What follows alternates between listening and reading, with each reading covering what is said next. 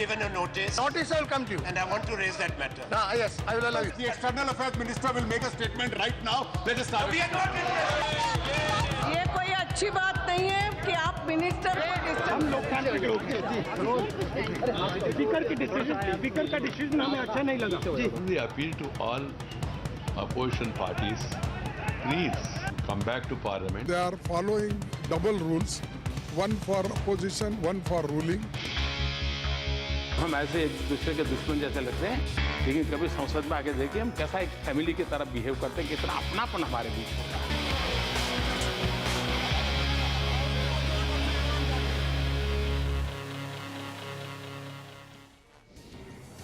Well, first, the monsoon session was a washout with the Congress-led opposition demanding the resignations of Sushma Swaraj and Rajasthan Chief Minister Vasundhara Raje in the Lalit Modi controversy. To add fuel to the fire, there was Madhya Pradesh Chief Minister Shivraj Singh Chauhan and the Vyapam scam. Then came the winter session, which, like the monsoon session, was also a total washout. This time, it was the intolerance debate which occupied centre stage. The result, as we stand at the cusp of the budget session, we have 11 bills pending in the Lok Sabha and a whopping 54 bills pending in the upper house. Will the budget session suffer the same fate as the previous two sessions, or will we see some business actually being transacted? To discuss that, I'm now joined by Sanjay Jha of the Congress Party and Syed Zafar Islam of the BJP. Gentlemen, appreciate you joining us.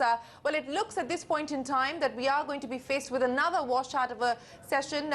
Zafar, if I could start by asking you, what is the BJP's position going to be? Because the opposition has made it very clear, the Congress Party in specific, in fact, the Congress President Sonia Gandhi saying that the government is trying to muzzle voices of dissent and debate and discussion. Will you allow the discussion on the Rohit Vemula as well as the JNU issue in Parliament? Well, Mr. Venkaiah Naidu has already stated that we are open to dialogue, we are open to debate, any issue which opposition wants to discuss. But this opposition also has to show some responsibility that people of India are suffering because of the attitude they have shown towards the ruling party and people as a whole. Because if Parliament doesn't function, who is the losers? Is the common man on the street who is the losing? It's not the political parties, it's the common man. So our appeal to, and repeatedly our senior leadership has appealed to opposition parties and their senior leadership that we must function, we must allow the Parliament to transact, and we must pass all the legislative bill which is pending for long. Well, that's easier said than done. Sanjay Jha, the government, and here's the BJP spokesperson saying that the Parliamentary Affairs Minister Venkaiah Naidu has said that the government is willing to discuss the Rohit Vemula issue as well as the JNU issue on the floor of the House. Given that, will you allow Parliament to function? You know, Sharon, to be honest, I don't think the government has a choice, because the opposition will demand, and rightly so, that the issue of Rohit Vemula, which was a tragic suicide, but where the state aggravated the conditions under which he was forced to take his life, and what is happening in JNU. These are very, very serious crises in any democratic society. And may I remind my BJP spokesperson that Kaushik Basu, who is one of the most respected voices in the financial and the economics community, has said in an article in the Economic Times yesterday, where he says that tolerance is good economics. I mean, the bottom line is, Shirin, that we of course we need to look at growth. We need to see a buoyant economy, create jobs, infrastructure, investments, etc. And this is a critical budget session. But the way this government operates in forked tongues, they talk at one point about how to make the Indian economy become stronger. On the other hand, they spread social disharmony. The two are irrational, contradictions. So I think these are issues that Parliament will have to discuss.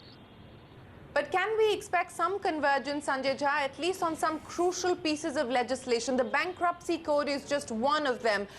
Last time around, the finance minister, he had introduced the bill in the Lok Sabha, and he did say that he was open to consultation if the opposition was willing to indulge in a consultative process on the bankruptcy code, given a specific timeline. Otherwise, the government would not hesitate to try and push the bankruptcy code as a money bill. Can we expect some forward movement, some convergence on that specific piece of legislation? Sharon, let me just kind of reassure you and reiterate the point of the Congress party.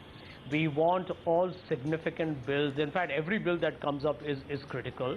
We want to debate them on the floor of the House and see if they need amendments so they get passed. Now, the issue that you have is, and this is a fact of life, in any parliamentary democracy, it's the responsibility of the government of the day to create a political consensus. Now, the problem with this government has been the high level of hubris. Now, they got a majority in Lok Sabha, so they get their bills passed there. In the Raj Sabha, they have taken on a very aggressive posture, and they have not been able to build what I call is a very constructive common ground. And it's not just the Congress party, although we are the largest party in the Raj Sabha that we are asked. I understand that. But there are other parties as well which have had similar apprehensions like we have had on these crucial social issues, plus certain matters in the economic agenda. On this specific legislation, before I get Zafar to comment on that. Well, let me tell you that, you know, as somebody who's read a lot about the bankruptcy code outside, I can tell you that there is a lot of merit in the bill, in the proposed bill. There are a lot of issues that could be looked at in terms of the inputs of the other political parties. But there is no denying that, yes, as a country, we need to look at these aspects, like the GST bill, for example. But the problem that we have is that this government has to create a platform for discussions and deliberations. Okay, Zafar, can we expect the government to perhaps walk a few steps forward to the Congress party in order to get this particular piece of legislation passed? The banks in this country are facing a crisis today. The finance minister has gone on record saying that it is the need of the hour to pass this bill in Parliament. They've also threatened to push it through as a money bill if needed. Can we expect some convergence and more effort on the part of the government to reach out to the opposition, specifically on the bankruptcy code? Shireen, our party, India government, is extremely committed to pass these bills. We need a responsible opposition who supports our initiatives. We have, if you see in your program just now, you showed how many bills are outstanding in Rajya Sabha. That shows the intent of the Congress party, which has majority in Rajya Sabha. How can we pass bill if we don't get support? And it's very apparent that only 11 bills are outstanding in Lok Sabha, while 54 bills are outstanding in Rajya Sabha. That shows gives the clarity that Congress is not willing to pass any bill. So will you push it through, try and push it through as a money bill, which is what the finance minister had said he would? We'll push GST, we'll put bankruptcy bill, we'll push all the other bills. The GST can't go through as a money bill, so I'm saying that GST is a bill. We are extremely committed to pass GST in this budget session. So is the bankruptcy bill. Okay. All right.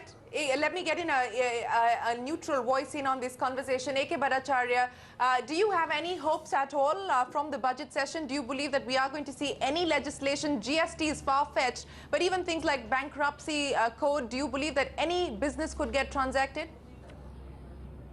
Well, you know, this debate is not really an economic policy debate. This is, unfortunately, in this country, this is becoming a very low-level political debate where the two principal parties in our polity are trying to score points against each other inside Parliament and outside Parliament. So the economic merits of bankruptcy code or the GST bill, I think nobody is questioning. But I think the manner in which the ruling party has engaged with the opposition party, which is the Congress, and the manner in which the Congress has made some impossible demands on GST also, today we have a situation where the chances of these two important bills are to be cleared by Parliament are very unlikely. Now, you talked about the bankruptcy bill being a money bill. Now, I think that will be a very sad day when the ruling party is using this kind of subterfuge methods to get a bill passed in Parliament because it is a money bill. Therefore, it will be passed because Rajya Sabha will not have the powers.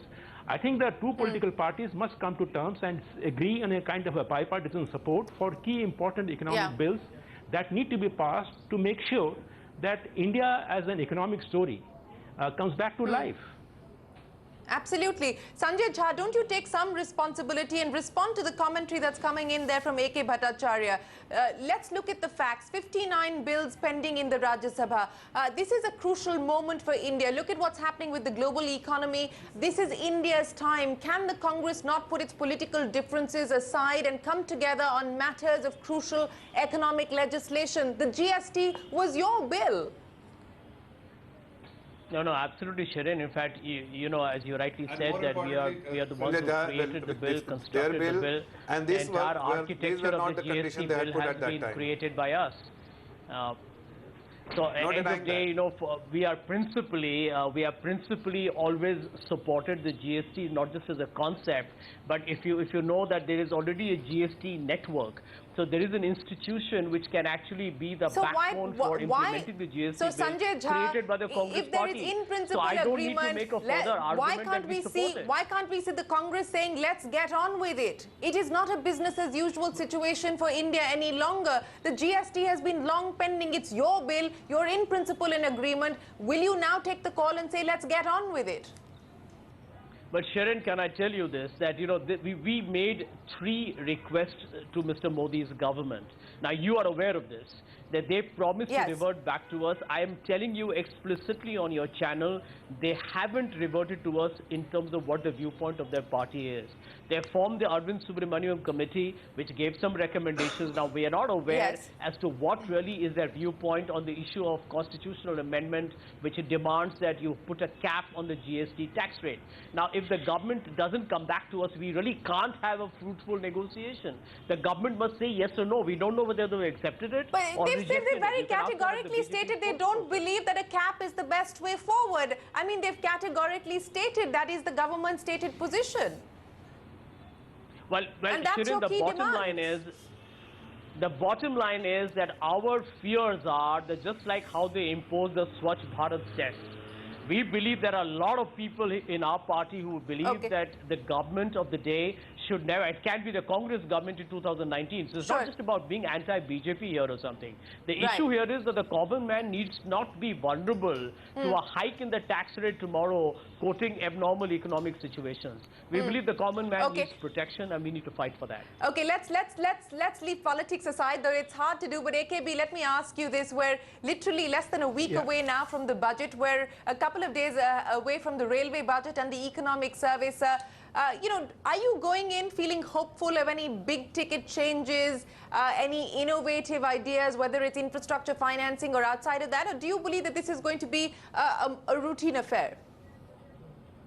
I think it will not be a routine affair, because the situation is not one where any finance minister will afford to present a routine budget. He has to address the key concerns of the Indian economy right now.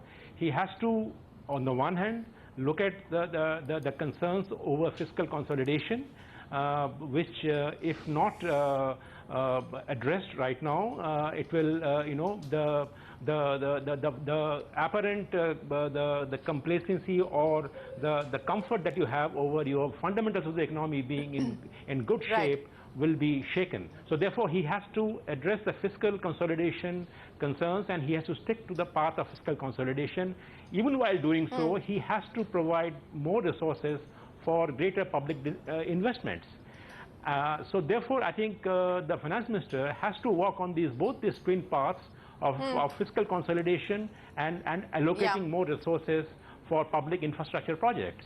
So if he doesn't do that, my concern is that in the third budget, if the finance minister doesn't bite that bullet, it will be a deep disappointment.